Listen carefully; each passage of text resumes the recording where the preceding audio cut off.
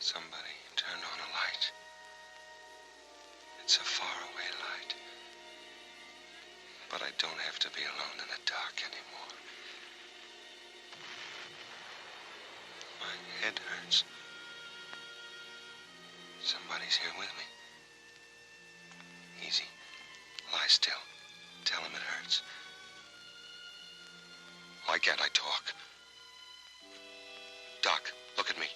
Look at me hard. See it in my eyes. I need somebody. It hurts me. Help me. He came to a little while ago. Seems to be in a lot of pain. He'd be letting you know it, too, if his jaw weren't bandaged so tightly. Let's control the pain. Quarter grain MS every 4 hours, more often if necessary. Yes, sir. What's happened to me? What am I doing here? When I don't even know where I am. You gonna be all right, Doc? Taylor, every chance in the world. It was a pretty tough job, though. He must have been right on top of that grenade when it blew. He was. How's he gonna be, Doc? In time, as good as ever. That's good enough. Nothing but clean sheets from here on in, Taylor. You're gonna be okay now. Taylor? Who's Taylor? So he's okay now, so what? What about me? What about me? I don't know my name. You. Talk to me. Act like I was alive, not just somebody with eyes and no name. Think of a name. Taylor. Think of another name. There must be other names.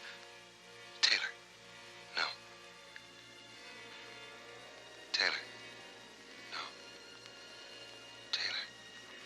Taylor. Taylor. Taylor.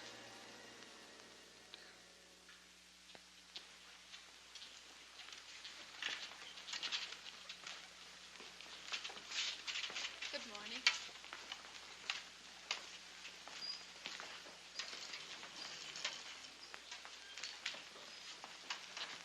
Good morning. It is one, too. One of Honolulu's finest summer mornings. Why not take a look at it? Come on, try. See that tree? There's one just like it outside my window back home. I'll bet there's one you remember, too. The doctor said that you're to sit up for a while today. Your jaw is knitting beautifully. The wires will come out in a day or two. When you get tired, rap on the nightstand. It won't be long before you'll be able to call for me.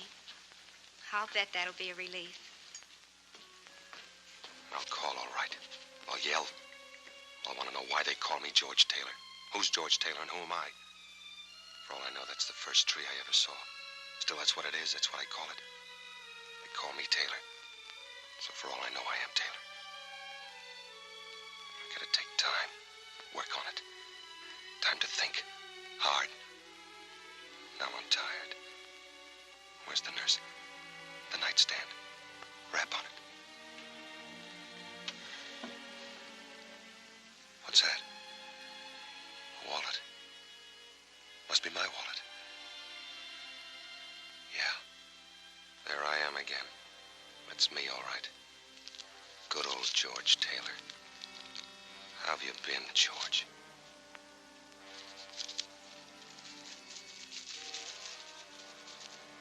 These are my last words to you. That's why I write them, so that I can always be sure that these were my last. That I despise you now, in the memory of you. That I'm ashamed for having loved you. That I shall pray as long as I live for someone or something to hurt and destroy you. Make you want to die. As you have me. Who writes letters like this? Who do they write them to? Men they despise, whose memories they despise. The memory I haven't got. Won't be long and I'll have to talk. Think fast. Now they only know my name. If I tell them I don't remember, they'll backtrack. They'll dig up that memory and throw it in my face. I've forgotten that man. Somebody's praying for him to be hurt and want to die. I won't let them know I can't remember. I won't let them dig him up.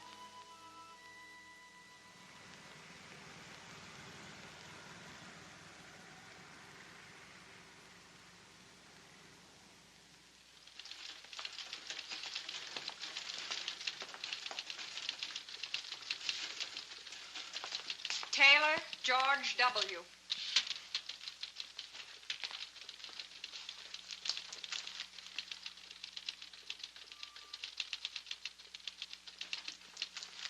Hello, Taylor. Sit down. You're now in the process of being separated from the armed forces of the United States. We feel that you have a right to know the answers to a lot of questions you may have about yourself and how you'll fit into civilian life. Those questions need not necessarily be restricted to the GI Bill of Rights, employment, insurance, and such. Oh, by the way, before I forget, your sea bag, it's been located. Any change in your civilian address? My civilian address? I could ask one of the boys to drop it off. Maybe I'd better pick it up myself. Well, why wait around? It might be this afternoon, it might be a couple of days. I imagine you'll be wanting to get back to Los Angeles. We could have it delivered to the, Martin Hotel. Will you be going back there? Martin Hotel. In Los Angeles, yes. I'll be going back there.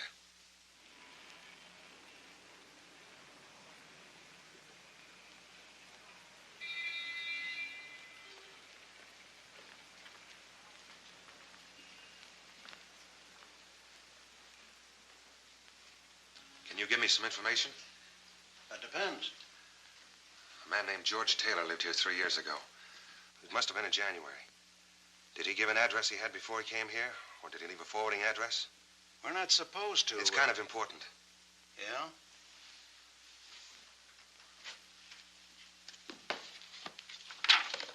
Summer 1942. January 1943. T. Taylor. Did you say George Taylor? Yes. Afraid you have the wrong hotel, son. There's no George Taylor in our books. Well, maybe it was November or February. This runs through from July to July, and there's no George Taylor. I'm sorry, son. What's the matter? Aren't you feeling all right? Yeah. I guess I just made a mistake. I thought, I see you got the Purple Heart, and I thought that maybe... No, it's okay. I don't suppose you've got a vacancy, have you? Oh, we're all filled. Always one or two. Thank you. Our bellboys are all out of the Army, but they still ain't convinced they won't get jobs as bank presidents. It's 618 straight ahead as you get off the elevator. Thank you. And I'm sorry about not finding your friend.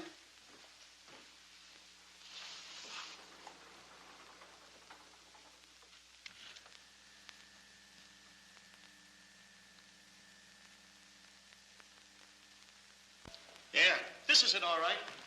That'll be $13.60 storage charges. 3 years and 7 months it's been laying here. Another 5 months and it's been sold for the charges. That's the longest I ever heard of anybody checking a briefcase. Even a trunk. Unless it had a body in it. Hey.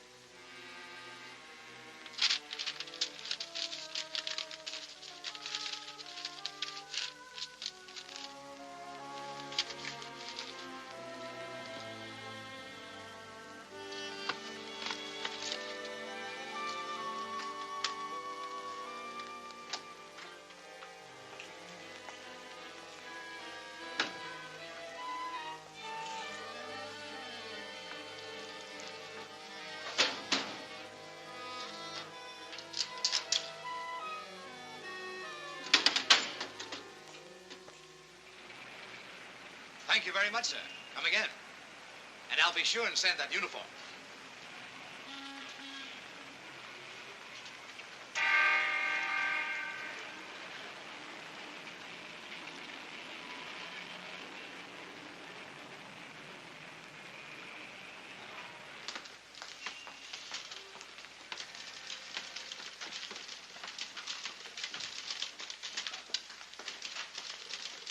I'm George Taylor. I just got out of the Marines. I've got an account here. Here's my identification. I'd like some money. Of course. I'll check the account and have it for you in a moment. Larry Cravat. My friend who opened the account for me. Could you give me his present mailing address? Cravat? Larry Cravat, surely.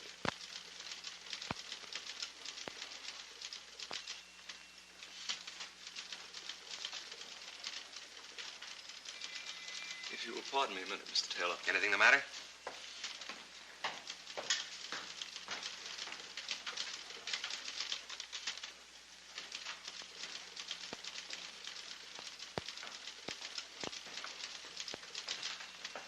What's going on? Isn't the account all right? It's perfectly all right, Mr. Taylor. Well, if you need any more identification, I have my discharge If you paper. just wait a minute. Wait? For what? If you don't mind, there's some questions we'd like to ask you. Questions? I don't get it. It'll just take a minute, Mr. Taylor. It'll have to be some other time.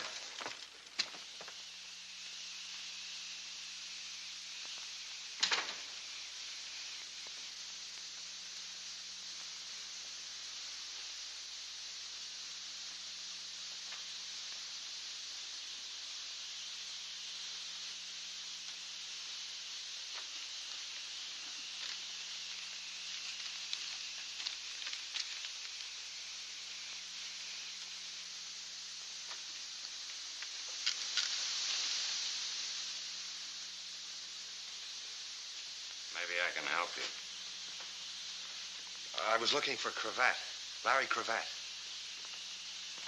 What made you think he was hiding in the desk? Well, I got a letter from Cravat on your stationery. Lots of people use our paper. Nobody here by such a name. Well, the letter was written 3 years ago. Maybe you worked here then. I was working here then. I don't know no Larry Cravat. Well, maybe he used to come in a lot. Maybe somebody else here knows him. Nobody else is here but me. Well, he might come in again. When you tell him to get in touch with me, it's very important. George Taylor at the Martin Hotel. George Taylor, the Martin Hotel. Thanks. Hey, maybe you ought to try around the corner. What's around the corner? Cafe called the Cellar because it's in a cellar. Lots of guys get loaded there and then come over here to sweat it out. Maybe you ought to ask there about your pal. What time's it open? How do I know when it gets dark? Thanks, I'll try it.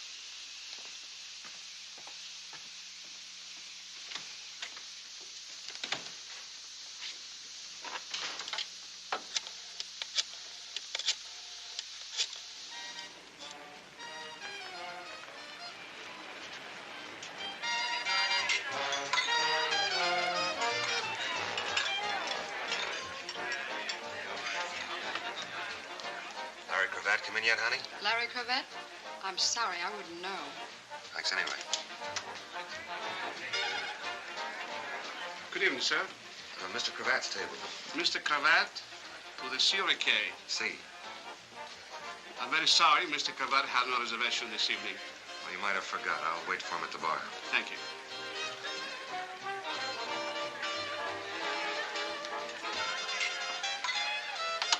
Thank you, Mr. Mitchell. Mr. Mitchell, anybody special? He's a customer. You must know a lot of customers. You must know a lot of names. Enough. What do you have? You name it. Been around here a long time? Ever since they took the bars off the door. A friend of mine used to come in a lot. Maybe you know him. Larry Cravat? I used to know a Larry Cashman, but that ain't Cravat. Well, maybe you could ask around. Maybe some of the other boys would know him. Could be. I'll ask around, Mr. Taylor. George Taylor. I'll ask around, Mr. Taylor.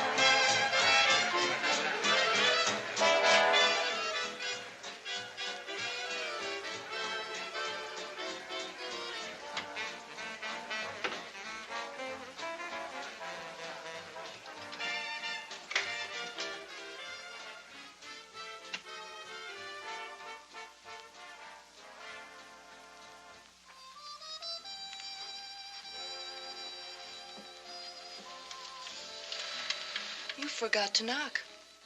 I can explain if you'll let me. Out. Not right now. Get out of here. I'm sorry. Suppose I yell the roof off. And I'd have to stop you. I bet you'd try at that. You know, I can't make up my mind whether this is a pitch or you're some kind of a nut.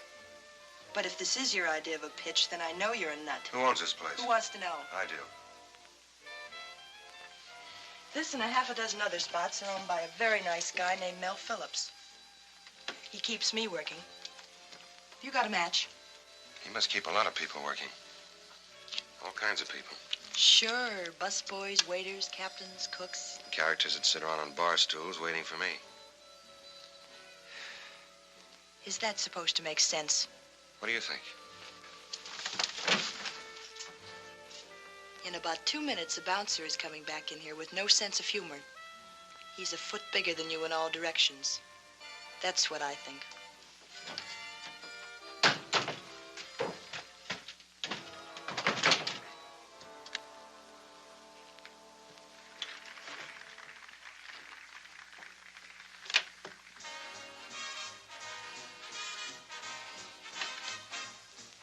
Christy, darling, by the time you get this, I'll be Mrs. Larry Cravat. Mary.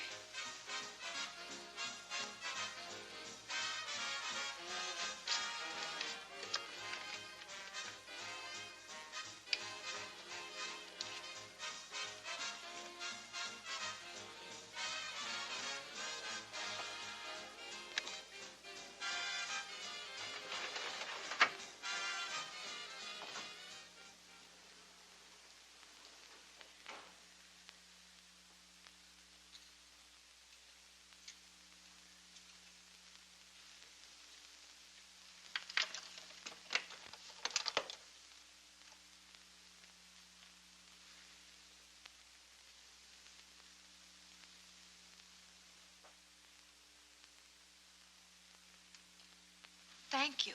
How terribly gauche of me. Not at all. Do you happen to know when Larry will be back? Larry who? Thompson. Larry Thompson. He's my uncle. He lives just down the hall. Sorry, I don't.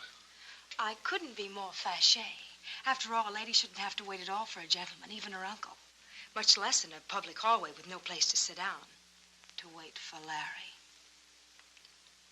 There's a place to sit down in my room. How nice of you to suggest it.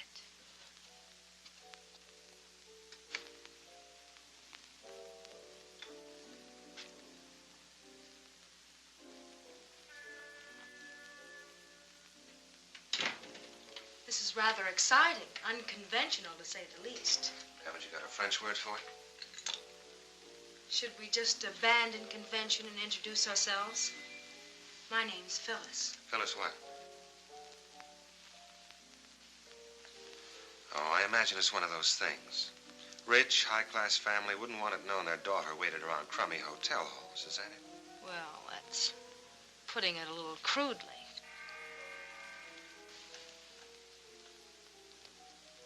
Not too rich and high class.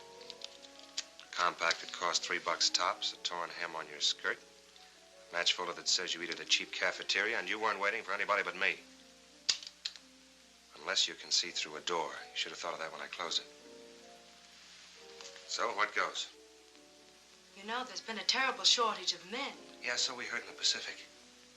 This war must have been murder on you poor women. We used to cry our eyes out about it. So when I heard there was a man in 618... You thought he might know where Larry was? Yeah. Only there isn't any Larry. It's just a name that you made up to stop me talking. About what? Oh, just this and that, calca shows. Maybe I just thought you ought to know about me and that I ought to know about you.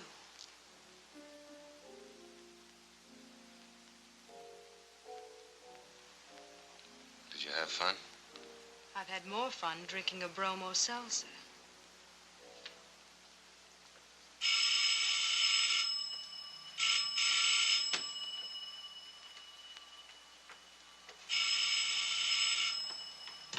Hello? This is the barkeep at the cellar. I got that information you wanted about that certain party. About Larry Cravat? We're closing up now. You come down here, I can answer some questions. You can answer one right now. Who told you where to reach me? I'll wait for you. Come in the front way. Yeah, but I never told you where I...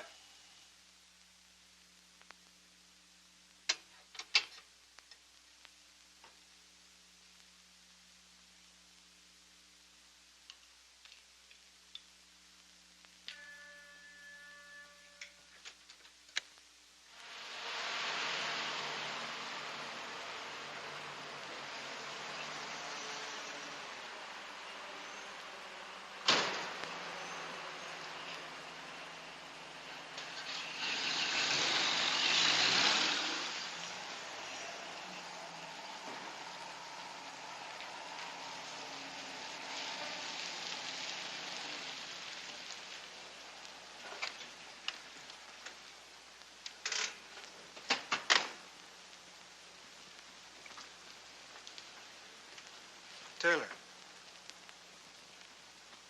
Somebody wants to see you.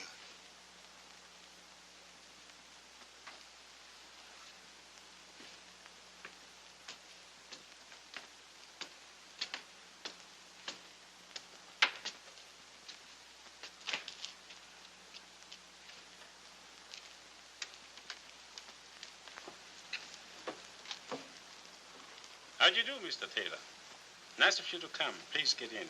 Hubert, open the door for Mr. Taylor. I didn't come here to meet you. True, but I came here to meet you. Professor Einstein, to the contrary, there is just so much time, and every moment gone is a moment gone. Please, step in. Why? Get in the car. The bartender was paid to call you, to arrange this rendezvous. He has long since gone home to his wife, his bed, and his racing form. You and I have much to talk about. What, for instance? Are you being stupid, Mr. Taylor, or stubborn? What, for instance? I can't believe you're stupid. Larry Cravat, then, for instance. What about Larry Cravat? That was going to be my question to you. You tell me. Come. Sit beside me and we tell each other. I'll listen from here. Not stupid, but stubborn.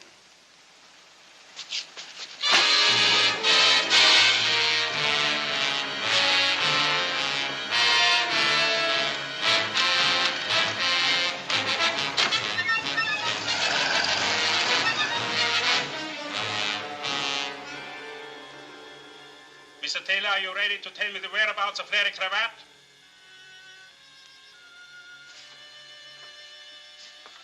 Then will you tell me why you want to know?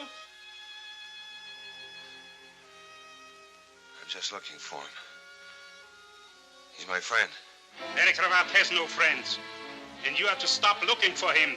Mr. Taylor, do you understand? You have to stop looking for him. Take him out of here. Dump him someplace. Where, boss? There was an address in his pocket. 723 Gramercy Place. Take him there.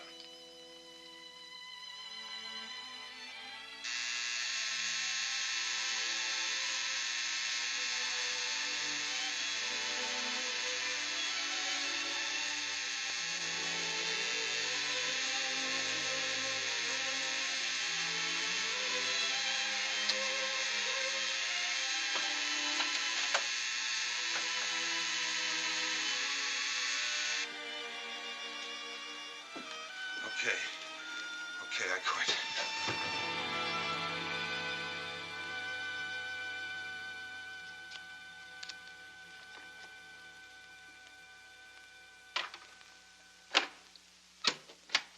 Now what? How does the inside of your mouth feel? Like it's full of raw hamburger. That's just what it looked like. What did they hit you with? Rubber hose. I can't figure you out. You're not an open book exactly. Why did you steal Mary's picture? Well, for one thing, she's married to a man I'm looking for. She's Mrs. Larry Cravat. If you even knew Mary, then what you just said is as dirty and rotten as anything I've ever heard. I don't know her, but if she's Mrs. Larry Cravat, I want to. You can't. I've got to.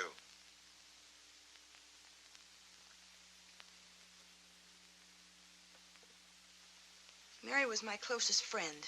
She was my partner. I went home one Christmas and she wrote to me.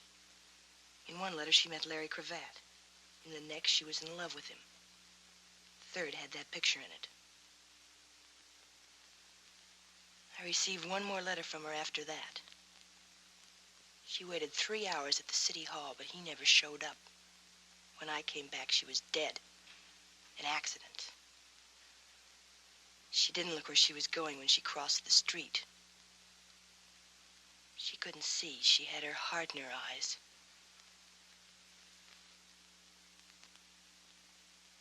I'd like to meet Larry Cravat someday. Quite a character. I'd like to meet him, too. So would the boys in the back room. They didn't believe I didn't know where he was. Why do you want to meet him? I think I'll go now.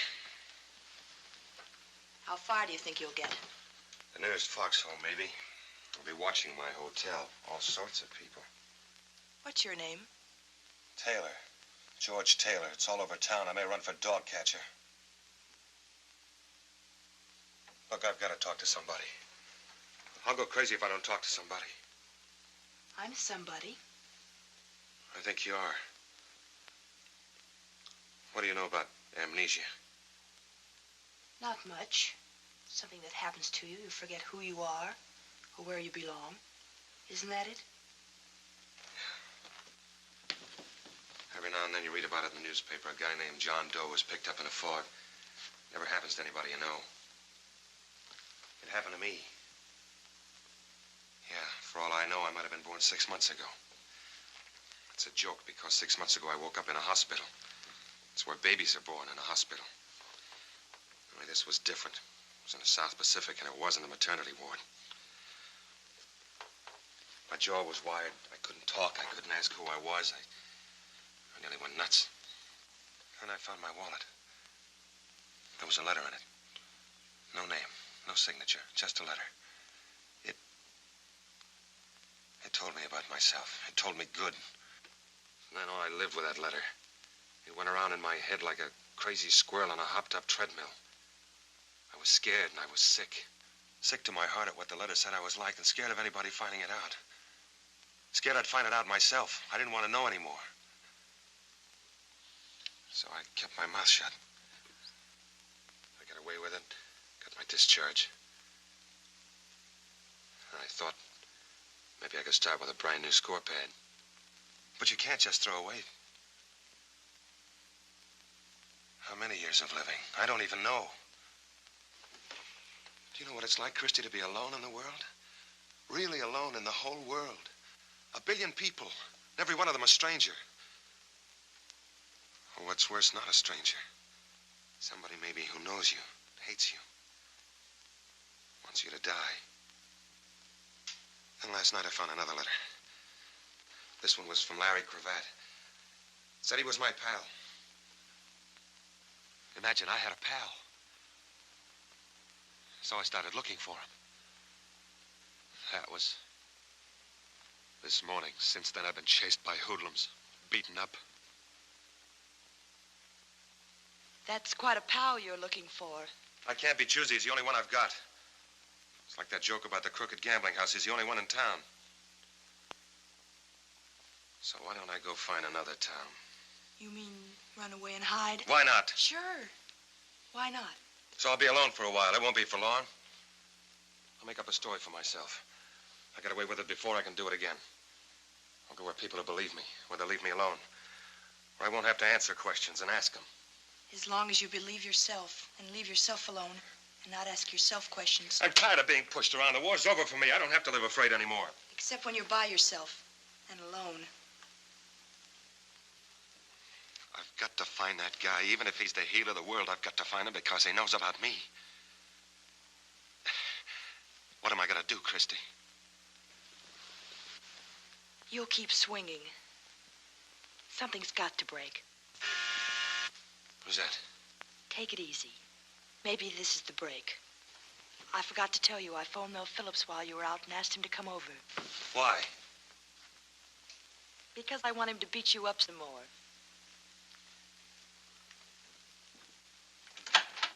Hi, Mel. Hello, Chris. What's the trouble? It's in there.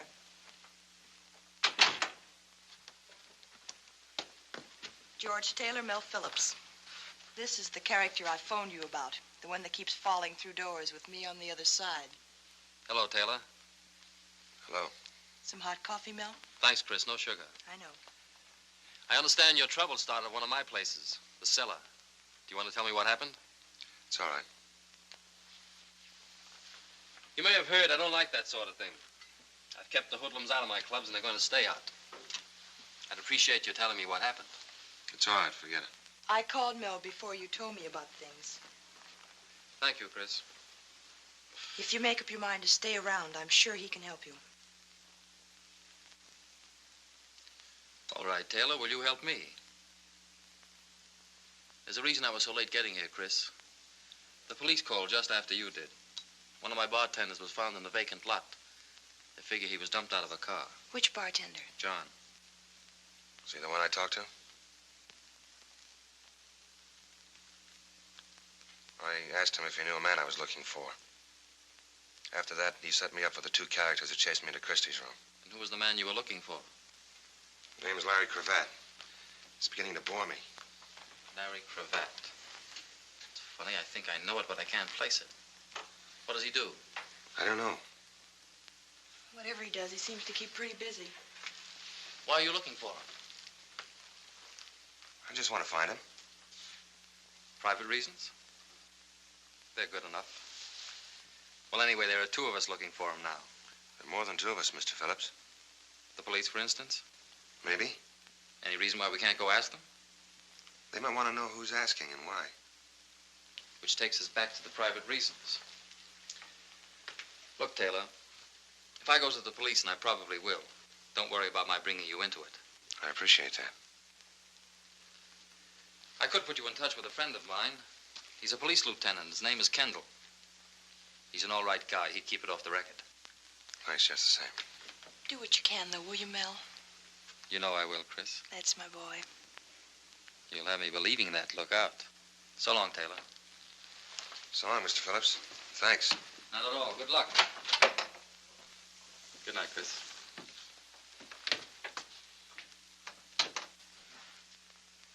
Well? He's a nice guy. That's the only kind I know. Except me. I'll go get some sheets for that couch. I can't stay here. Why not? I won't need any sheets. This will do fine.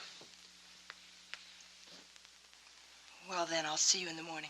Don't forget to look under your bed. Lock your door. I'll do that.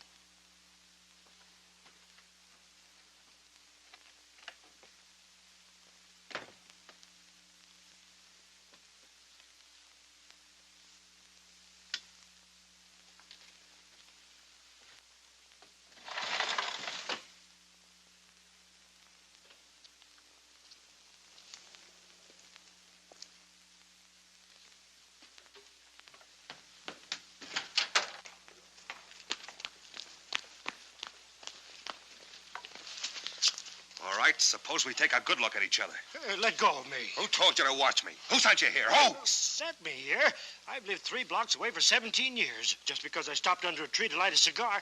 What are you, crazy? Funny it had to be that tree. And it's pretty late to be taking a walk. What's so funny about that tree? Suppose I work nights, and when I come home, what business is it of yours anyway?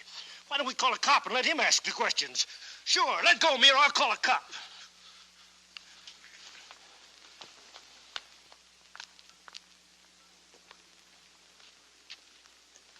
Now what?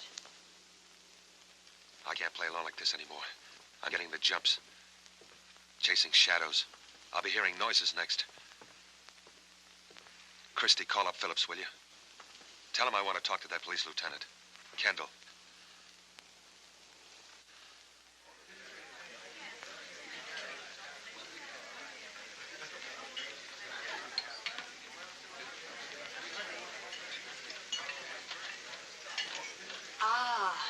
In case you don't know it, George, this is why you fought the war. The 4 freedoms and fried shrimps for Christie. That was a battle cry at Iwo Jima. Thank you. Here he comes. Hello, Mel. Hiya, Don. I'm sorry I'm late. Looked for a while like I wouldn't get away at all. Go on, sit down, sit down. Yeah, we're a little short-handed over at the office. Big post-war boom in homicide. We went ahead and ordered. What did you have? Oh, I never eat lunch. No, it keeps me sleepy all afternoon. You've seen Christie around the cellar? Yeah, sure. How are you? And this is the friend I called you about, Tom Carter. Tom, meet Lieutenant Kendall. Hello, Lieutenant. Hiya, Carter. Hey, that stuff will kill you. Say, I know what's strange about you. You've got your hat off. It's hard for me to believe you're a detective. You're kidding, but I get that in the level all the time. It's almost impossible to make a pinch without your hat on. They just won't believe you. Well, it's the movies, I guess. If they'd only make pictures where detectives would take their hats off indoors just like anybody else. I was wondering, Don, whether you could give Tom here some information. Tom Carter, wouldn't it? What about? Would you know anything about a fellow named Larry Cravat? Quite a bit, would you? Not a thing. A pal of mine in the service asked me to look him up about a personal matter. This pal of yours in the service, I suppose he was killed before he could tell you very much about Cravat. That's right. Oh, that's too bad. Do you know where he can be reached? Well, if we did, lady, maybe we'd reach for him. No, he dropped out of sight quite a while ago. We did a lot of looking, but since it was impossible to believe that he was any smarter than us, we decided he'd been bumped off. Now, if you'd have asked me that 2 days ago, I'd have guaranteed that. What happened since 2 days ago to change it? Yesterday, an ex-soldier named George Taylor showed up at a bank with a letter from Cravat. That's why I asked you whether your pal was dead. He acted like he didn't want any part of the place. Hadn't been back to his hotel room since. It's interesting, you know. You said if you knew where Cravat was, you might reach for him. Is it all right to tell us why? Oh, sure, it's no secret. When Cravat faded out, $2 million faded with him. It was all over town at the time. Didn't you know about him, Mel? I never knew anybody that could even count that high. That pal of yours, the one who got killed. He didn't have a couple of $1 million stashed away someplace, did he?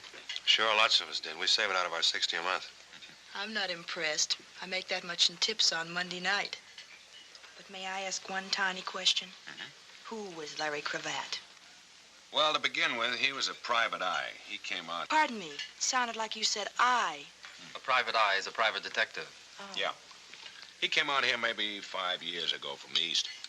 He got a license, painted his name on the window, and put his feet on the desk. Then for about 2 years, he investigated husbands that played golf when it rained, and wives that didn't come back from the public library till midnight. But he paid his rent on time. And then somebody dropped 2 million clams right in his lap. Coffee? Please.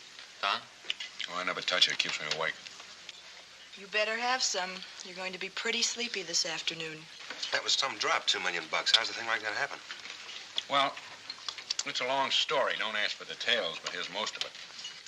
It started over in Germany when one of the Nazi hotshots saw the handwriting on the wall. He sent the $2 million over here. And then before he could come over after it, he got knocked off by one of the fellow members of the lodge. And here was this big chunk of dough floating around loose in this country like a paradise at a fireman's ball. It moved east to west. Each time it moved, it left a stiff behind it with his fingers stretched out. The boys play rough for that kind of lettuce, you understand. Somehow, it got to Los Angeles. Somehow, Cravat got mixed up with it. I don't know much more than that. Except that when Cravat blew, so did the jackpot. Sounds like one of those to-be-continued next issue stories. Yeah. Well, I got to get back. I shouldn't have come, but I did it instead of my lunch hour. You shouldn't go without eating like that. It's not good for you. Lieutenant? Yeah, something else? How does this other fellow tie in, this, what's his Taylor. name? George Taylor. I don't know yet. Maybe not at all. Maybe he has as little to do with it as any of us. Well, I should think you'd have picked him up. He must have a description. Oh, those eyewitness descriptions. Right now, he could be anything from a jockey to a Siamese twin. Later on, you narrow him down. No, he'll probably come in by himself sometime. If not, we'll go out and pick him up. These fortunes, they kill me. This ain't bad. Well, I'll do you some more, huh? Bye. Bye. Bye, Don.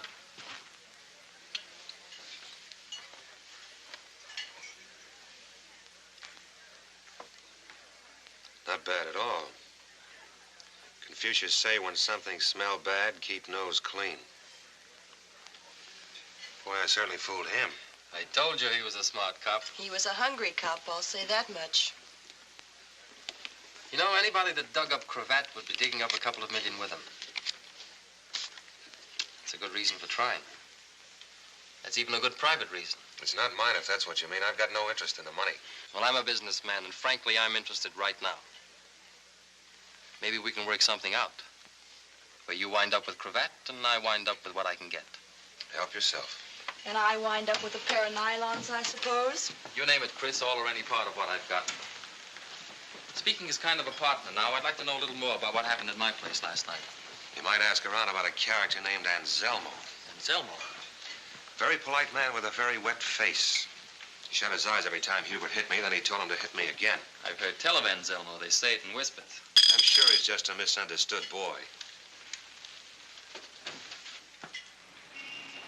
Well, of all the nerve, a ticket. And I had lunch with a cop. Seems somebody left a note for you.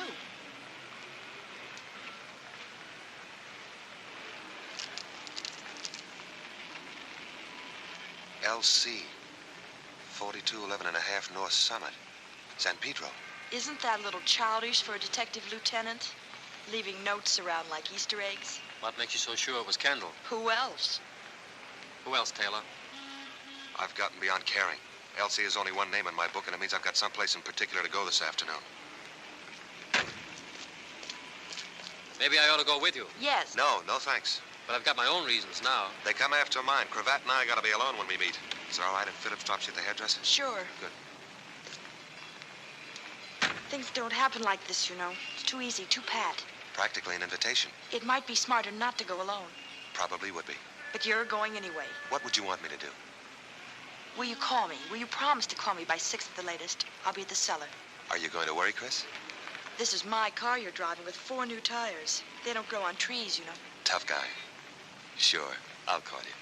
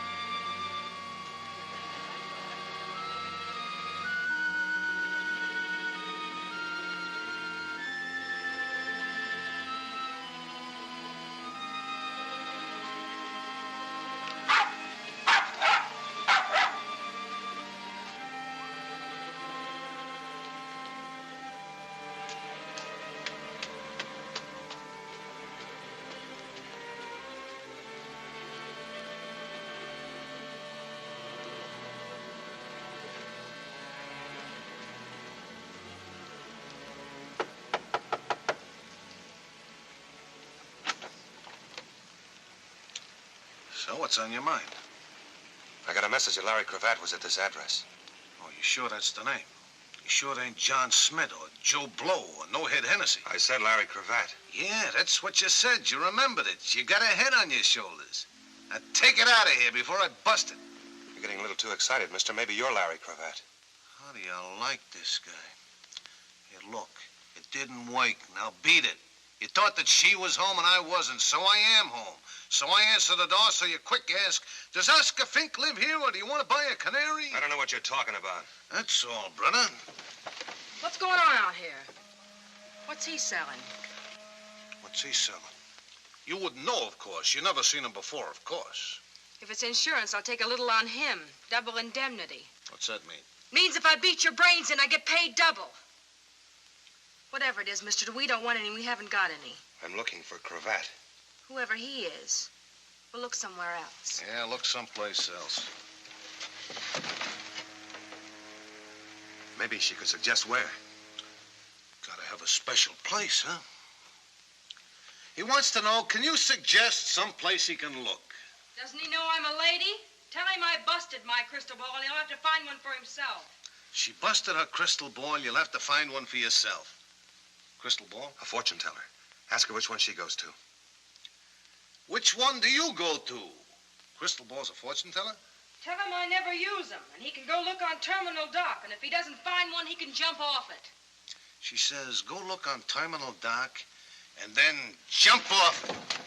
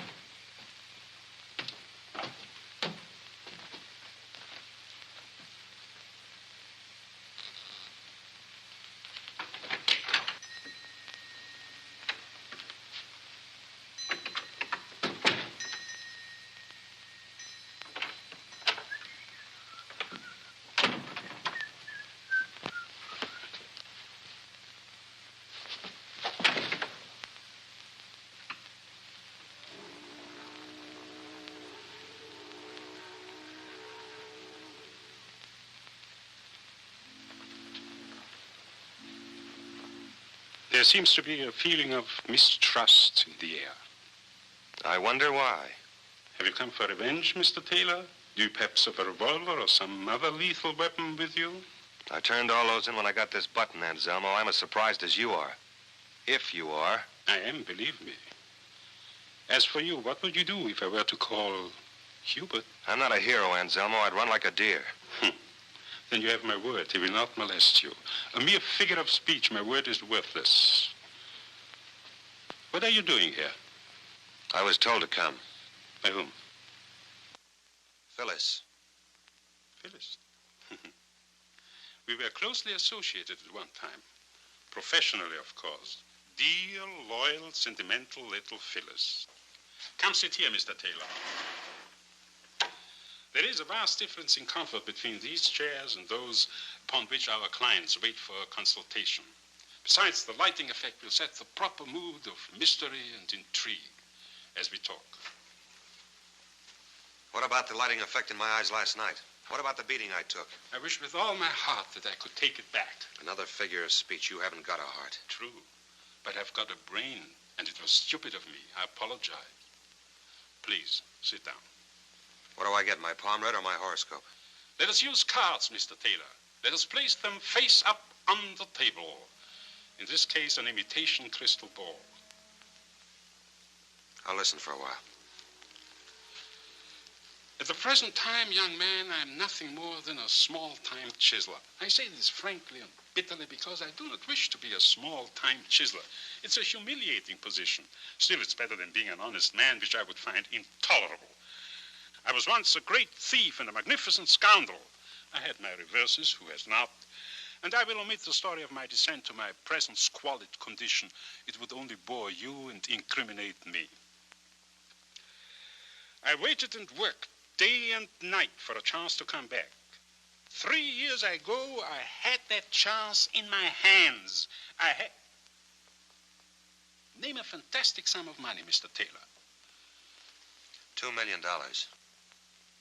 You've put one of your cards alongside mine. Thank you. As my hands closed on it, the money disappeared like that. And with it, a Mr. Larry Cravat. So understand my position. For 3 years I have lived in this stink, waiting for some hope, some word. Then yesterday it came. From a Turkish bath, from a nightclub. I approached you. You were reluctant. You wouldn't say why you were looking for him. You didn't know why he wrote to you, Why the $5,000 deposit? Not even where he was. Mr. Taylor, I had to make you understand that there was nothing I would not do to find Larry Cravat. I got the idea. I understood it the second time I passed out. But I can't help you, Anselmo. I don't know any other answers than the ones I gave. That I do not believe. Is this where we sent for Hubert and his rubber shillelagh? Mr. Taylor, I do not even have to know where Cravat is. I want you just to communicate with him for me. I can't. I wouldn't know how. That I do not believe either. Since your arrival, there has been considerable activity connected with him. You cannot be unconcerned with it. You cannot be without some contact, some connection. And supposing I could reach Cravat, what would the message be? Phyllis, darling. You look like a couple of witches. What cooks? How thoughtful of you, little one, to send dear Mr. Taylor to me. Stop talking like Bela Lugosi. How did you know where to find me? I didn't know I was going to find you. I got a note that said Larry Cravat was at 4211 and a half Summit. I don't get it. From whom was the note? I don't know. And don't try to beat it out of me. I don't know. Why would anybody want to tie me in with Larry Cravat? Anybody.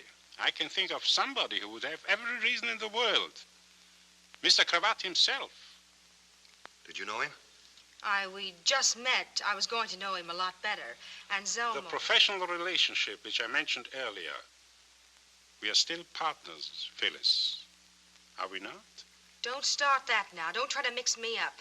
Till you called me yesterday, Cravat was a name in an old phone book. You sent me after Taylor. All right, I went. After all, I'm smart, Anselmo. You think I'd bring him down to that dump if I were on my own? Do you think I'd send him to you? Sit down and listen. I was about to give Mr. Taylor a message for Larry Cravat. Then you do know. I said, listen!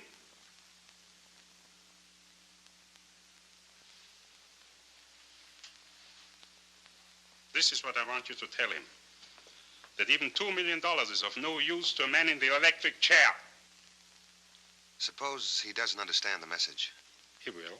Suppose he says he doesn't. Suppose he wants to know where you fit in. A reasonable question which I will answer. Mr. Cravat is wanted by the police for a murder which occurred on Terminal Dock. This very dock, 3 years ago. The murdered man was a gentleman from the East, Mr. Steele, I believe. The police have evidence that Mr. Cravat and another man were on the dock that night. They do not know who the other man was. However, Mr. Cravat's immediate and prolonged absence has strengthened their belief that Mr. Cravat was the murderer and that the identity of the other man is relatively unimportant. Let's say Cravat knows all that. He still doesn't know where you fit in. For a considerable amount of money, subject to negotiation, of course, I will present the police with the other man on the dock that night. He will confess to the murder and free Cravat of suspicion. How do you happen to know who he is? If he's reluctant to confess, the police will find a suicide and a signed confession, complete in every detail. That might be better in any case. What makes you think Cravat will go for a crummy deal like that? Because it's to his advantage. Because it's probably to your advantage as well. What do you mean by that? Mr. Cravat deposited $5,000 to your account. Why? He was not a charitable man. It is more likely that he was paying for services rendered. What were you being paid for? There is every likelihood that the unidentified gentleman on the dock that night was you, Mr. Taylor. I'm in the middle of nowhere. I'm in betwixt and between. Dark is the starlight above me, never knowing you love me. I go drifting from dream to dream. And so, if I wind up with no one, how can I help but be blue? I'm in the middle of nowhere. 'cause I'm getting nowhere with you.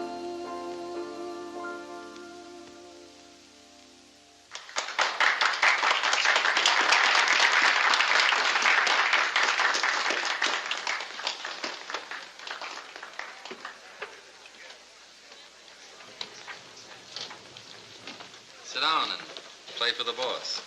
Do you want to be sent, brought, or do you have something particular in mind? How about, where is my wandering boy tonight? Where indeed? Christy, who is George Taylor? Just a boy. A wandering boy. Kendall was in to see me about him this afternoon. So? He asked a lot of questions I couldn't answer. Kendall doesn't work out of the Missing Persons Bureau, you know. He's homicide. He steals fried shrimps. He wants to help, and so do I. You asked me to, remember? What kind of trouble is Taylor in? It won't make any difference to me. Maybe it will. Because maybe it's murder. He called me. It's a murder that happened 3 years ago. Cravat was mixed up in it, and George thinks maybe he was too. Thinks, maybe? He's not sure. He's got no way of knowing. I don't understand that. Well, don't try, but believe me, he hasn't. I'll believe you. Where is he now? He phoned me a few minutes ago. He's been down at the harbor trying to find out all he could about it. There was a witness to the murder. A man who used to work on Terminal Dock. A man named Conroy. Conroy. Nobody's quite sure what happened to him. George found out where Conroy lived. He's gone to his house. Why? To get some answers to some questions. Makes sense to me. Not to me. Taylor doesn't make much sense to me. Taking a beating to find somebody he doesn't know, running down a 3-year-old murder. Christy, who is he? What's his angle? Where do you stand? Like always, my 2 feet firmly planted in the air. Take my advice and stay away from him. Don't get involved. In any way. Confucius say when something smell bad, make new friends. When something smells bad, believe me, it's in the air like an earthquake. Don't stand too close, Christy. Don't get hurt. In any way. I'm the girl with the cauliflower heart. You think. You're as tough as a love song. You've got your face turned up and your eyes closed, waiting to be kissed. Might not be a kiss, baby. Open your eyes and look around. That's mighty fine advice, smell, and I'm beholden to you. There's only one thing wrong, though. What? I'm nuts about the guy.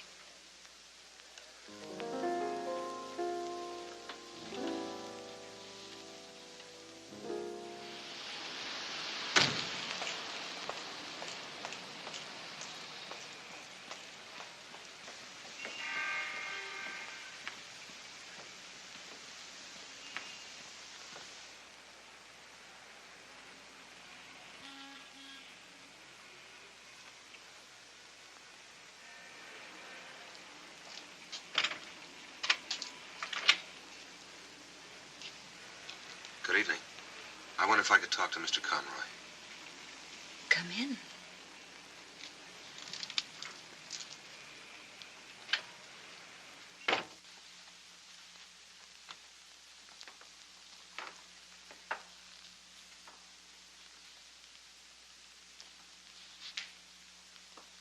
My name is George Taylor. Please forgive me. It was so dark. I wasn't expecting... For a moment, I didn't know you, George. You've met me before? I said I was sorry. Oh, sure. That's all right. Well, won't you sit down? Could I get you something? No, thanks, really. What about Mr. Conroy? You're being very formal, I must say. Father's better, thank you. Better? At least the doctors keep telling me so. I haven't asked for some time. I went for so long, and they kept saying the same thing. There are signs of improvement. But it's been so long. How long? Ever since his accident. 3 years. His accident? 3 years ago. I keep forgetting. You haven't been here. It was on his way to work. So strange. Nobody saw it. They found him lying there, and he'd been hit by an automobile. He didn't know. He couldn't remember. They've been trying to help him. He's been there ever since. Been where? Lambeth Sanatorium. Oh, it's very nice. They're very kind. I've often wished that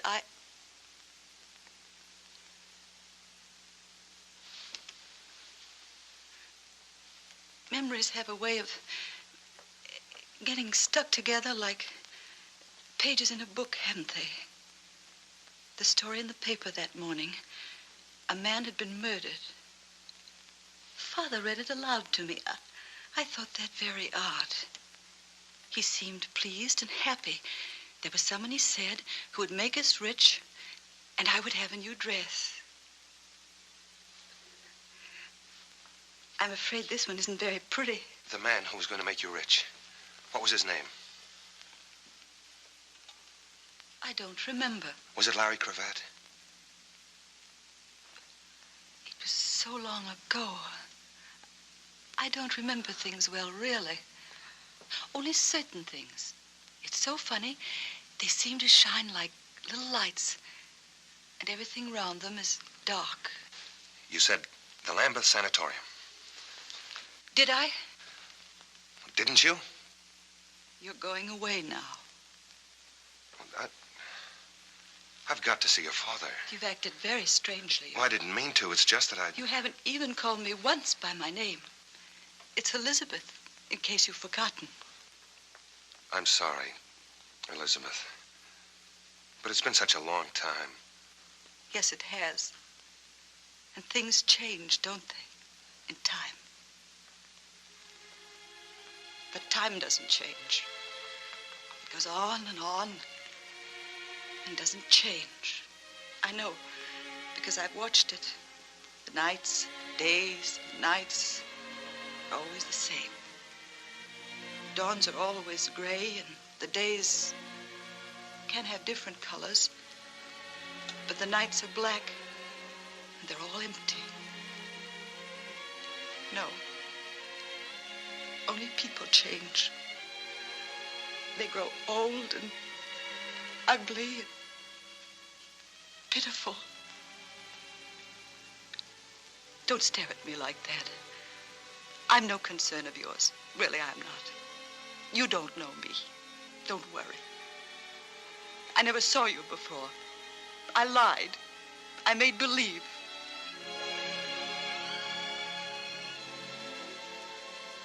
Please, don't be angry with me. You see, I'd made believe so much for so long that I wasn't alone, that I had friends, that I wasn't afraid, that I wasn't dead, that I was alive. I wanted so to make believe that somebody loved me more.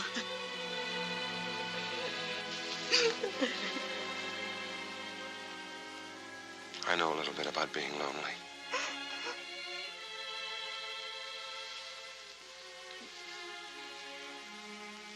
I'll come back to see you soon again, Elizabeth.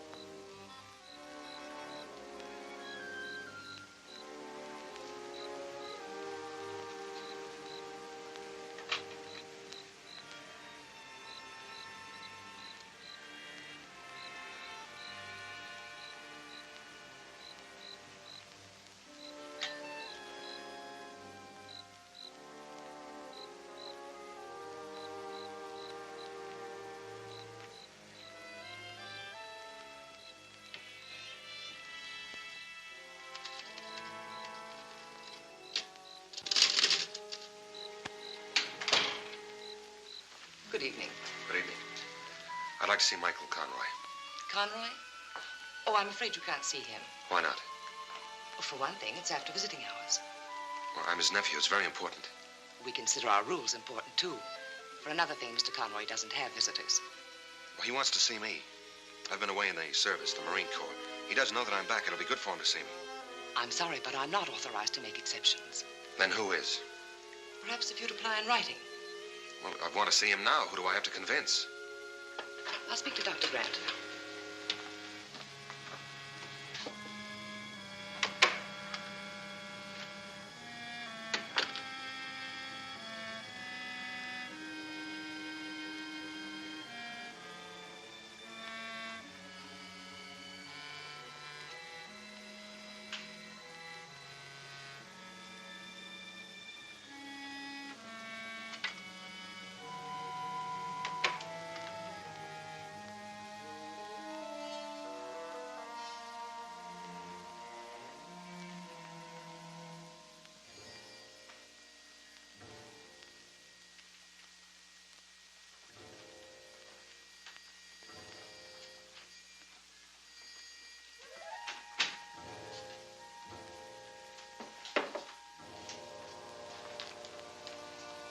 I wonder if you could help me. I'm looking for Michael Conroy's room. Michael Conroy. Dr. Grant's given me permission to visit him. Nobody ever visits him. Look, just tell me where his room is, will you? I'm a very good friend of his.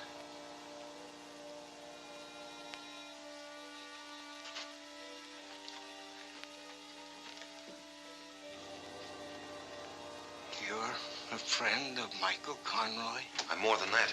214. 214.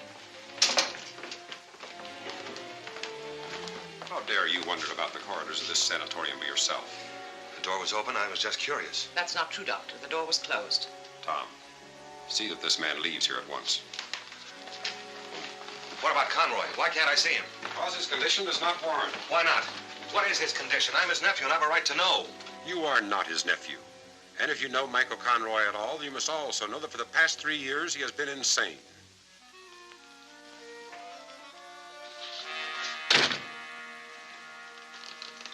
Out.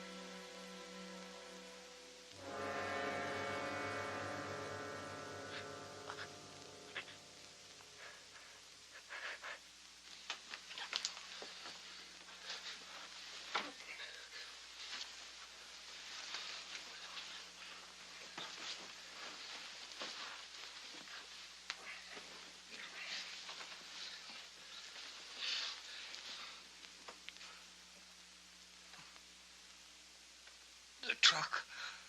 I didn't see it. It came out of nowhere.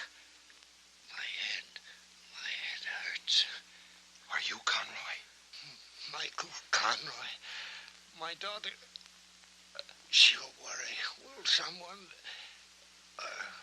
Her name is Elizabeth, and we live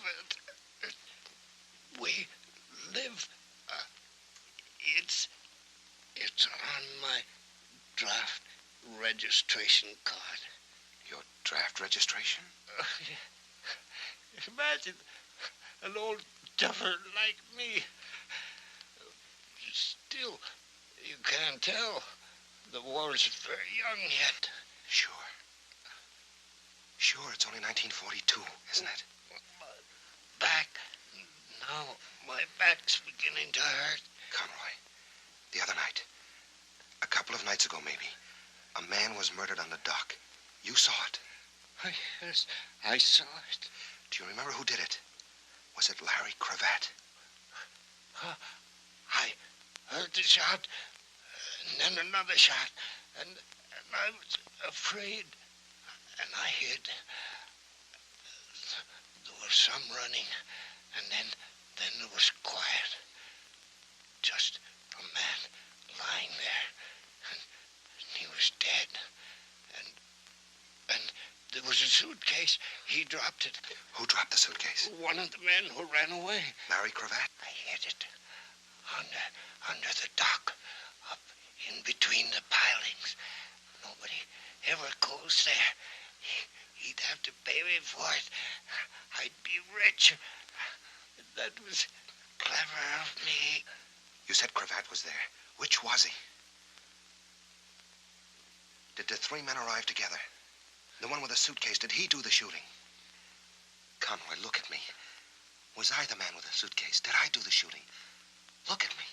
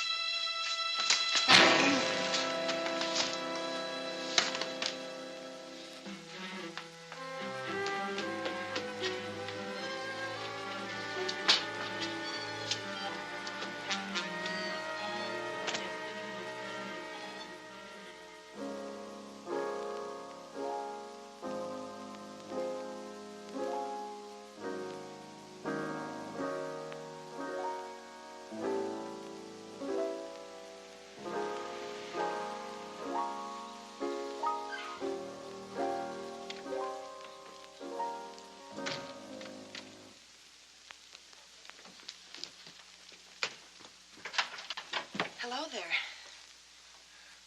Can I talk to you for a minute? Well, it is a little late, but come in.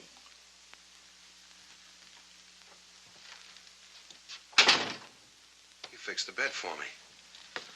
Well, as a matter of fact, what with the housing shortage and all, I left my name at the USO in case any soldiers or sailors... You've been waiting up for me to come home.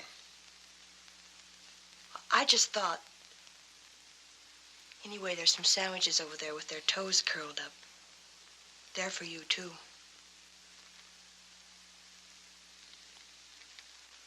I guess I missed my dinner. Well, what are you waiting for? Nothing, I guess. I can't wait anymore. I don't understand that. It's no good, Chris. I've got to get out of here. Now, this minute? Now, this minute. I found Conroy. He'd been stabbed. He died in my arms. I had to fight my way out. Why? Why didn't you stay and tell the truth? With a dead man in my arms? Well, it was the truth, wasn't it? Why run away? Because that's all I can think of to do, because I live running away. But was Conroy able to talk? Did he say anything before? Yeah, everything I wanted to hear, all about a suitcase he hid under Terminal Dock. But what about Larry Cravat? Could have been a couple of other fellas. And it could have been you, Anselmo said. Why don't you say it, too? It's what you're thinking. Why don't you say it, too? I don't know what I'm thinking. I've got my eyes closed. I'm trying to open them and look around. You were running away the night you ran into my life. A man was killed because you asked him some questions. You were beaten up. You wanted to run away again. All you knew about yourself was in a mysterious letter you found. Then you lost your head and went after an innocent man in the street. Innocent? That's the one that killed Conroy.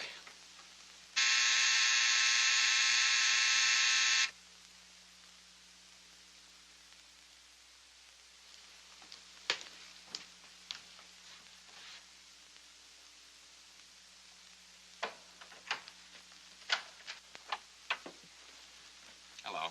Hello. I've come for George Taylor. You must be a little mixed up.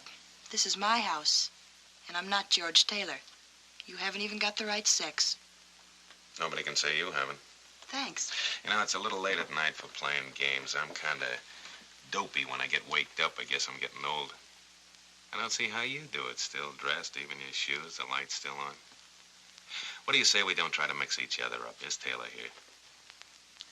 They're both in the kitchen, he and Adolf Hitler. You'll get promoted for this, Lieutenant. Yeah, that's a good one. I guess I was a little stupid about that, Taylor. I figured he was getting pushed around, didn't know who by.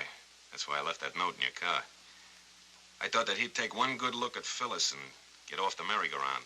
I'll tell him if I see him. No, don't. It'd just make him feel bad. See, it looks like he killed a man tonight, a man named Conroy. Well, I'm sure glad he isn't here. I'd hate to pick him up here. That way you'd be mixed up in it. Newspapers, all that. Those maniacs with the flash bulbs. Well, if you do see him, tell him I'll be down at the station for a couple of hours yet. If I see him. Yeah. Good night. Good night. Oh, one more thing. You know, you ought to keep your car in the garage. It isn't good to leave it out all night like that, with the motor so hot.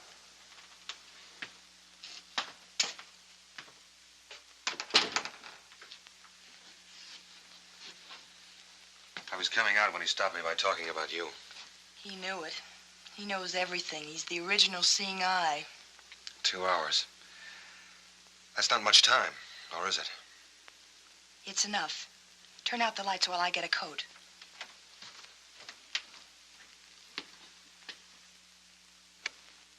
Where are we going? On a treasure hunt. After a suitcase under Terminal Dock. You're not. You're staying out of this. Remember what Confucius said. Now you listen to me. If it turns out that in your whole life you ever killed anything bigger than a horsefly, then I'm crazy and I want to be locked up. Tell that to Confucius. Chris.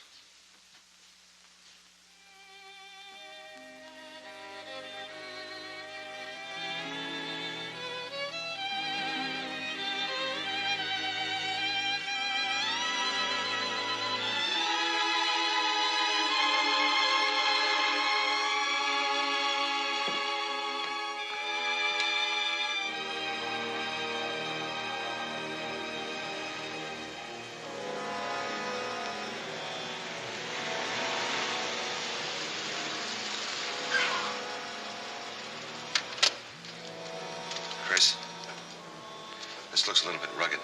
Maybe you better take the car and go home. Come on.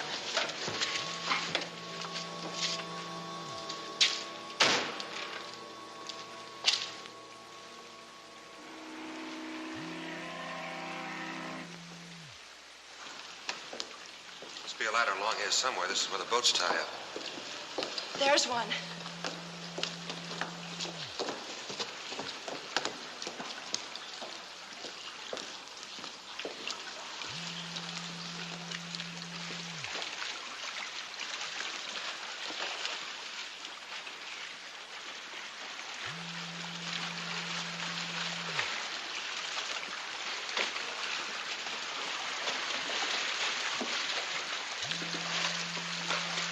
If I were hiding a suitcase under here, I'd put it as high as I could and as far in as possible. What do you think?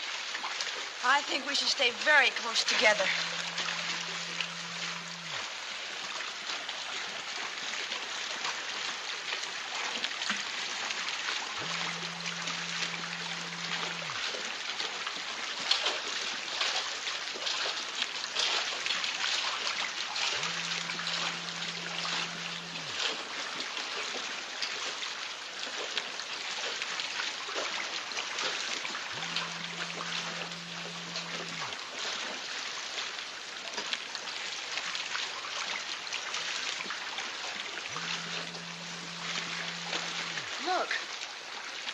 I see something. I'll go see.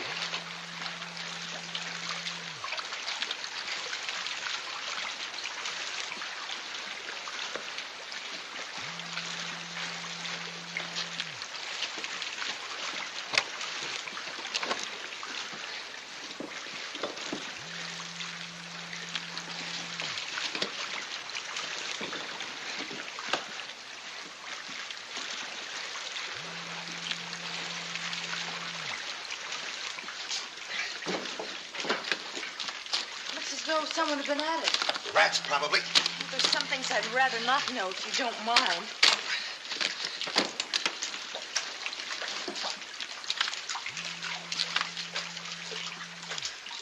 $1,000 bills. The 2 million. They've come a long way. Heil Hitler.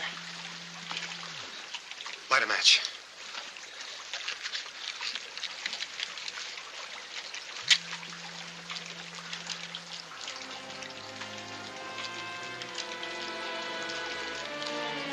Light another one, quick.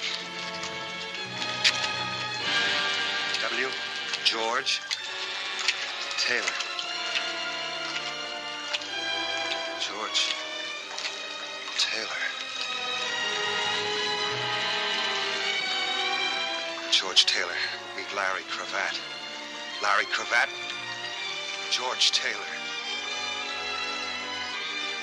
I won't bother trying it on. I don't need a memory to figure this one out. A murder, a couple of quick changes, clothes and name, and then the hideout. With a brand new war on, what better place than the service? This doesn't prove anything, you know. Then maybe you ought to read this letter now. The one I found in the hospital, the one that told me... Here, read it.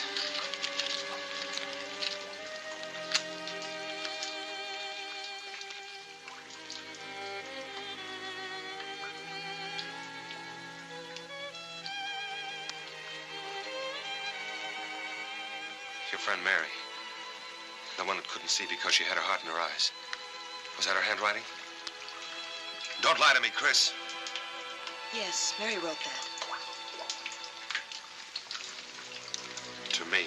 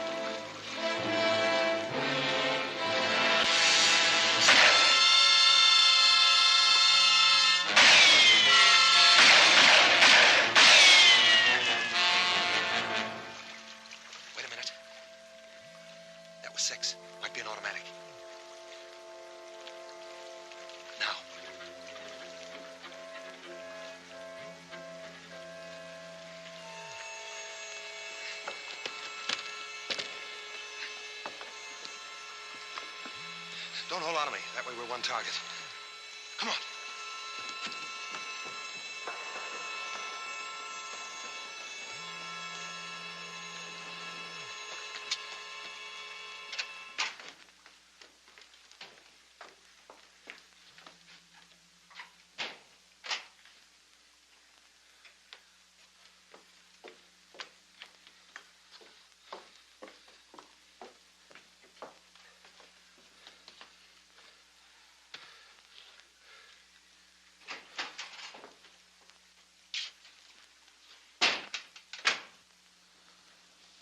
Something else I've got to get used to.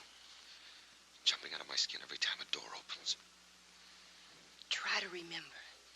Try to remember, George. Larry. I've got a tailor named George. I can remember that much. Darling, look. Don't call me that either. That's something else I remember, too.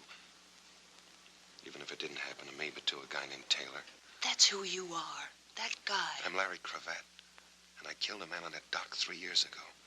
I don't know who he was, but I killed him and I dropped the suitcase and ran away. But Supposing the other man killed him. Supposing you just ran away. The other man? The one you thought you might have been. Who is he? I haven't got time to start that all over again. My 2 hours are nearly up. Do you think you could ever have killed anybody? I know about George Taylor. No. But I can't speak for Larry Cravat. For me. I can. The answer is no. Thanks for your vote. Just because you've got another name. Even if you wipe out a man's memory, doesn't it stand to reason that his brain is the same? That his standards are the same? You didn't think much of him? I never thought of him as a murderer. And he could have changed for the better, too. 3 years of work can change a man. You're making a nice try, Chris, but that isn't the way I've heard it. They say I killed a man. And they say you killed Conroy, too. Did you? No, but I can remember that, and I can't remember anything else. Don't make me try anymore, Chris. I'm too tired. Don't make me try anymore.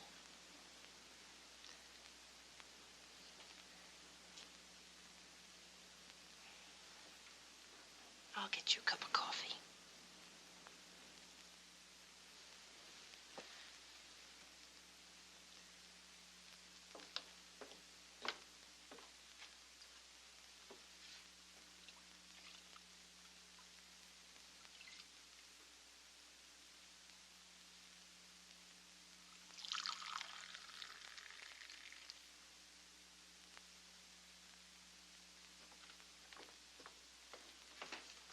Here, hold on to this cup.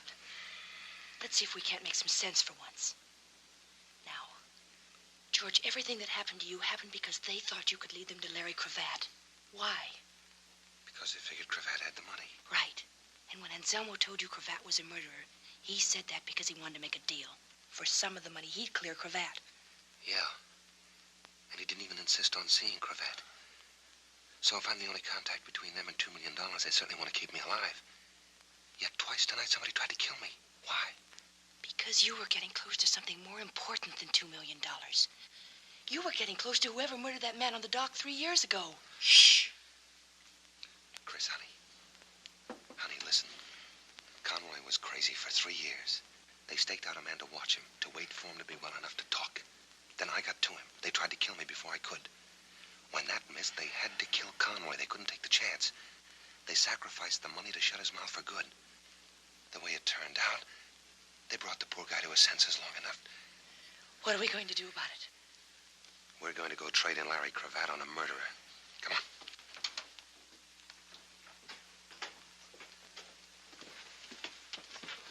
Going so soon? We just came in to be saved. There's more to it than that, young lady. I wonder if you could do me a favor, sir. Gladly, my boy. This suitcase, could you call a messenger and have him delivered to police headquarters? Police headquarters? It's important. You see, it's the personal property of Detective Lieutenant Donald Kendall. He's the one with his hat off. I know Lieutenant Kendall, young lady. In that case, my boy, I'll be very glad to take it over myself right now. And please accept this as a donation. $10? Thank you.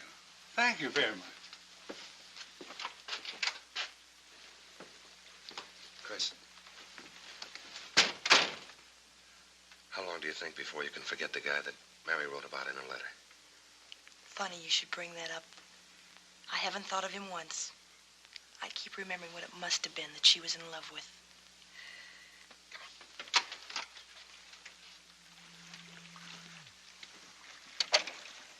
Where are we going? To a fortune teller. Why a fortune teller? To get our fortunes told. Well, if it isn't Hubert. Can we drop you anywhere, Hubert? We're gonna walk.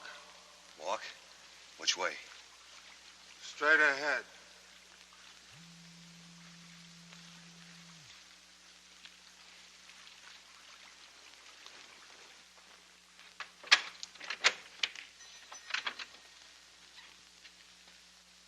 Come in.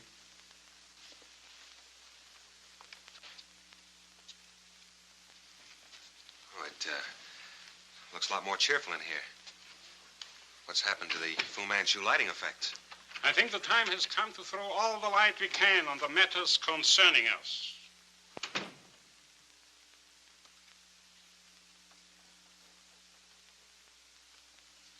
And who is the character with the hair? This is a Miss Smith. I get it. If it's around, I'm sure you will. Oh, we're having repartee, are we? We are not. Now that we are all here... But we are not. Aren't you confused, Mr. Taylor? Not anymore. Sit down, Chris.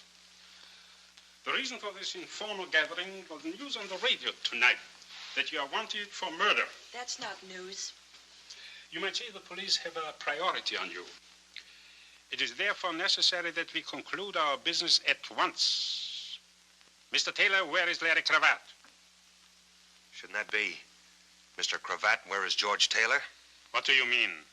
You wanted to see Cravat, all right? You're looking at him. You're crazy. Remember, I had my face pushed around at Okinawa. The docs patched me up. Well, Phyllis? I don't know. It could be. I don't know for sure. After all, I only met him once. I'm Larry Cravat. You can take my word for it. I do. Then he knows where it is. Don't let him waste no more time, boss. He'll talk. Well, what do you know? Hubert said 3 whole sentences. Hubert! Open up. I know they're here and I want in. Open up.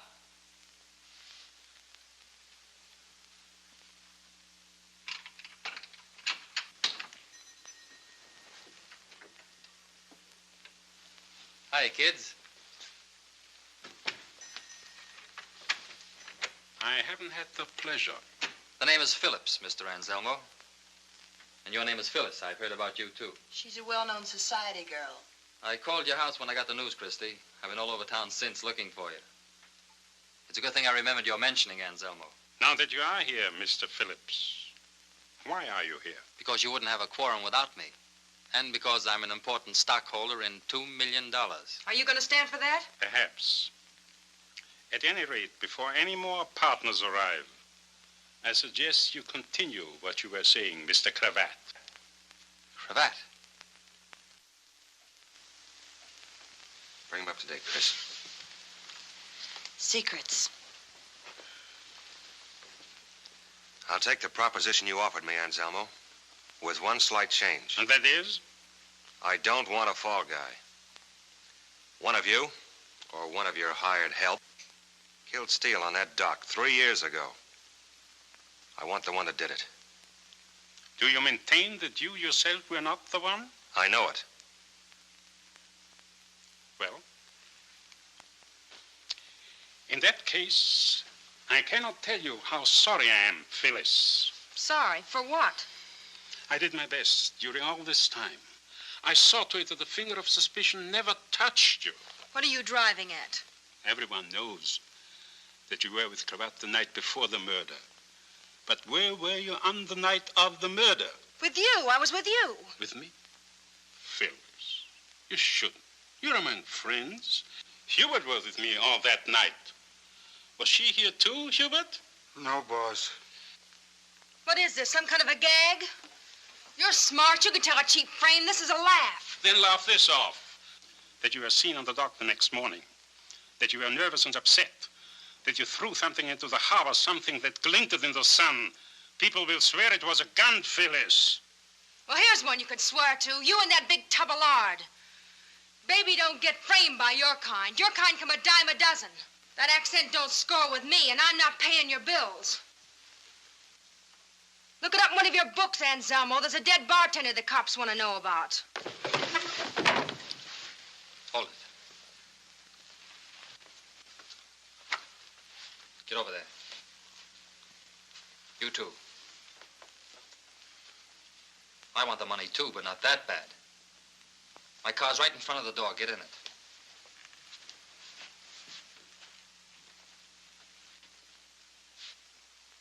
Give me the key.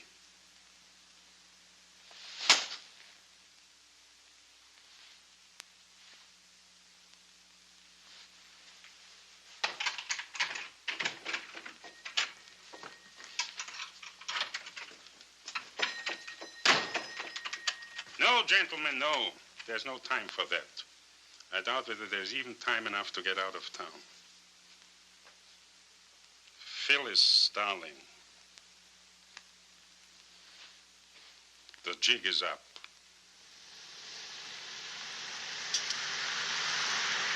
My My car. We forgot it. We'll get it later. We're practically at the cellar now. I'll open it up and we'll have a drink. I could use one. No, I wouldn't say no. Be careful. Don't trip over any of the customers they forgot to clean out.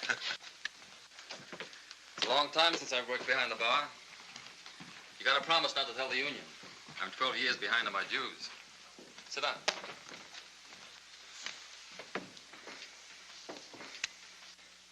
Stop me if I'm repeating myself, but you're a very nice guy, Mr. Phillips. Forget it. I guess I owe you quite a bit. You owe me nothing. Whatever I did for Christie. You've acted like an idiot from the beginning. And the prize was walking into that setup back there. He couldn't help it. I didn't want to. You see, I figured that all of them except one wanted nothing but the money. And that one wanted me dead even more. Because if and when I get my memory back, I'll know that he killed Steele that night. I figured he'd make some move. Some attempt to get me alone, even to get me out of there. He had to get you alone, didn't he? Away from the others so he wouldn't show his hand. So they wouldn't know that he... I'm sorry you're in this, Christie. She's not in it. Did you know all along that George was Larry Cravat? Not until tonight. I never met Cravat. Steele had come up from Arizona to bring me the $2 million. I'm in a good spot to slip big bills like that into circulation. Steele didn't know me. We were to meet on the dock. Cravat heard about it somehow. He met Steele, convinced him it was me, and got the money. Steele was alone when I got there. I thought he double-crossed me, and I killed him. Then I saw Cravat. I shot once and missed. I never saw him again. Conroy saw it. And you tried to have him killed with a truck. Same thing you tried with me tonight. It wasn't very effective. It missed you completely. And he wound up with his mind affected. He doesn't worry me now, though. No, the little man with the glasses took care of that, didn't he? The one you staked outside Christie's house to watch me. Did you send him after us tonight under the dock? I didn't know you were under the dock. His orders were to get you wherever and whenever. I thought about you a lot, Cravat. For 3 years, about you and the money you stole from me. You're going to be a poor man now, Cravat. A dead man's a poor man. I got you into this. Stop it. Little Miss know the right people. I couldn't leave you alone. I had to call in that good, kind character. I never did anything to you, Christie. You're doing all right now. Why didn't you stay out of it? I told you to. I warned you. The answer still goes. I know you're nuts about the guy. But it's too late now. She's got no part of this, and you know it. It's too late. But maybe it isn't. I'm sorry. You don't know why we were under the dock. Do you want me to tell it? Or Christie, maybe you'd rather believe her. Is it that important? I thought it was. Finding out whether the $2 million I hid there 3 years ago was still there. Was it? Every brand new $1,000 bill. I thought you got away with it. And you thought a lot of it must be gone. Not a cent, Phillips. It's all there. $2 million. Nobody in the world will know you've got it except Christie. That's the deal. Christie for $2 million. No sale. Well, what can she do to a smart operator like you? Go to the police? It's her word against yours. I'll be gone. They think I did it anyway. Conroy, too. All she can do is repeat herself, and pretty soon nobody's listening. It's no use, and I won't have it. $2 million, Phillips. $2 million. Where is it? I'll take you near it. Then Christie goes free, and I'll take you to it. This can't be a phony. I'm in no position to work one. I couldn't have planned it. I didn't know this was going to happen. Where do we have to go? Back near the dock. Okay.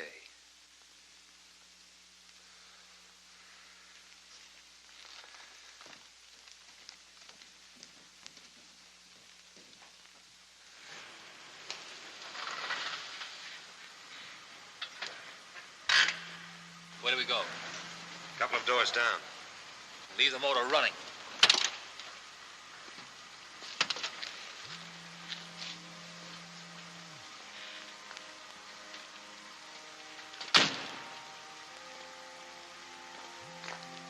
Okay.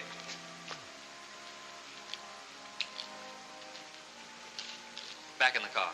But the money's inside. Do as you're told. What about Christie? She goes too. You won't get the money. Yes, I will. I know where it is now.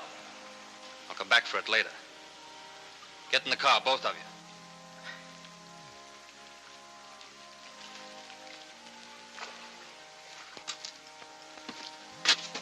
Don't anybody move.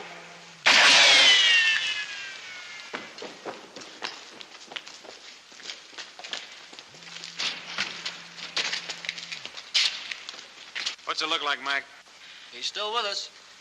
Hey, keep these people back in there. Come on, get back, folks. Better get an ambulance. Right.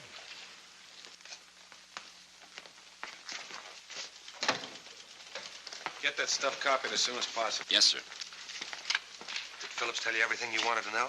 Yeah, with full details. It'll make better reading than Forever Amber. And will he live? As if I care. Well, if I could only learn how to shoot straight, maybe I could save you taxpayers some dough. But I always close my eyes. It's for you, Lieutenant. It's Mac. Yeah.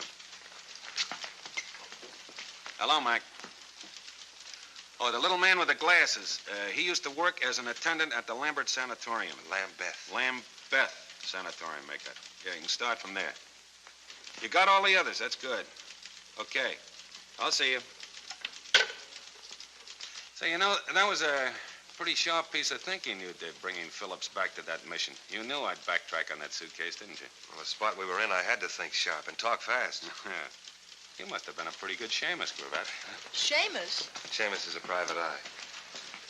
Well, at least it looks like I kept my nose clean anyway. Yeah.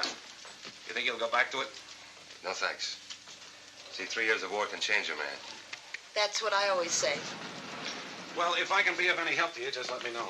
Thanks. I'd like to drop around and see if you don't mind. There's still a lot of questions I want answers for.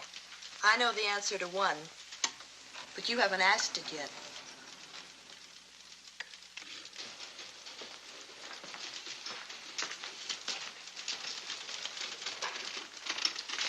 You know, Moskowitz, have you ever wondered why a detective keeps his hat on all the time? Can't say that I ever thought about it, Lieutenant. I found out why tonight. You see, if you have to shoot a man, you don't want to be holding a hat in your hand. Seems that the movies are right.